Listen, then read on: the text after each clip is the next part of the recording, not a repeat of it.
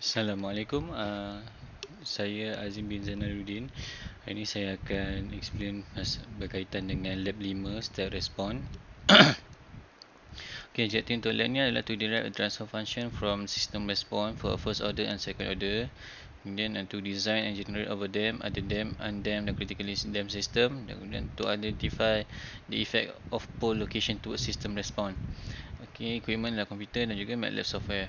Ini adalah part 1 di mana di sini telah diberikan example di mana x2s sama per dengan x1s sama dengan 100 per 4s tambah 10. Ini adalah contoh coding yang di mana kami boleh gunakan untuk dapatkan transfer function di atas menggunakan coding ni lah. Kemudian setelah saya run coding tu, saya perlu cari time constant, rise time, settling time of the system. Okay, ini adalah coding yang saya dapat setelah saya buat closed loop transfer function untuk block diagram yang pertama ni lah. Okay, ini adalah jalan kira saya di mana kita tengok di sini ini block diagram adalah dalam keadaan feedback di mana sekiranya feedback kita perlu bahagikan blok di atas dengan blok yang di bawah dan ada proses satu tambah atau tolak berdasarkan polariti yang telah diberi pada blok diagram. Kalau kita tengok sini, polariti dia adalah negatif, so dia akan terbalik dengan polariti yang ada. Dia jadi 1 tambah K per S tambah E.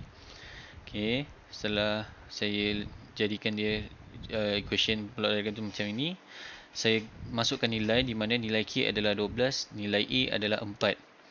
Okay, berdasarkan equation ini kita boleh simplifykan lagi, di mana satu ni kita akan jadikan dia seperti S tambah 4 per S tambah 4. Okay, sebab ini saya dah simplifkan, saya dah buat shortcut sedikit. Kita boleh potong di sini, di S tambah 4 dan S tambah 4 boleh potong, dan kita akan dapat equation terakhir adalah 12 per S tambah 6. Okay, setelah kita dapat 12S tambah 6, kita masukkan dalam coding kita di mana yang telah diberi yang kita ada daripada contoh tadi. Ini adalah numerator, ada ini denominator. Kalau kita tengok di denominator kita adalah S tambah 16 bersamaan dengan 1 dan 16. Numerator kita adalah 12. So saya letak dekat sini 12, 1, 16. Okay, kemudian saya akan run dan saya akan dapat satu waveform seperti ini, di mana nilai akhir adalah 0.75 dan ini adalah saya punya time constant. Ini adalah saya punya rise time. Ini adalah settling time. Tengok di sini settling time. Saya dapat from the graph, saya punya time constant saya dapat 0.623. Kita tengok sini 0.6. Ini adalah time constant. Kemudian rise time saya dapat adalah 0.137. Dan ini adalah saya punya rise settling time. Saya akan dapat 0.245. Okay, itu saja untuk part 1. Dan part 2 dia ada 4 soalan, di mana first ni dia suruh calculate the transfer function circuit. Kemudian second, given the general transfer function, dia suruh determine the natural frequency, damping ratio dan juga transfer function RLC form. Kemudian yang ketiga ni dia minta kita cari value of resistor based on damping ratio yang ada 4 condition. Kemudian generate the step response above condition. Explain your result. Okay. Ini adalah calculation untuk part 1 di mana saya buat di sini. Dia tengok kita ada Zin dan juga Zout. Vi sama dengan Vout. Zin sama dengan R tambah Ls tambah 1 per Cs. 1 per Cs ni adalah untuk kapasitor. L tu adalah, Ls ni adalah time domain untuk inductor, dan R ni lah untuk resistor. Zout sama dengan kapasitor, so dia akan jadi 1 per Cs. Kemudian kita jadikan Vout Vin, kita akan dapat inilah. Kemudian kita convert nilai Zout dengan Zin, so kita akan dapat equation sekali 1 per LC per dengan S square R per LS tambah 1 per LC. Okay, kemudian kita akan comparekan dengan general second order transfer function equation yang telah diberi. Kita comparekan di sini, dia dapat tahu bahawa omega n square sama dengan 1 per LC. Omega n sama dengan square root 1 per LC. Okay, kita tengok di sini 2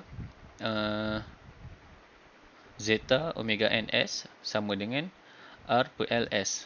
So omega n sama dengan RS per 2 zeta LS. Omega n sama dengan omega n. Okay, kemudian untuk dapatkan nilai R, kita perlu gunakan equation yang kita dapat tadi. Kita pindahkan sehingga kita akan dapat penyebut R sama dengan 2 zeta L per dengan square root 1 per LC. Okay, untuk soalan 3, dia telah beri kita condition 1, condition 2, condition 3 dan condition 4. Dan juga damping ratio yang berbeza mengikut condition. Ini kita cari nilai R. Okay, seperti yang kita tengok di sini. Ini adalah yang kira saya di mana untuk condition 1, damping ratio kosong, nilai R kita adalah kosong. Condition 2, damping ratio adalah 0.2.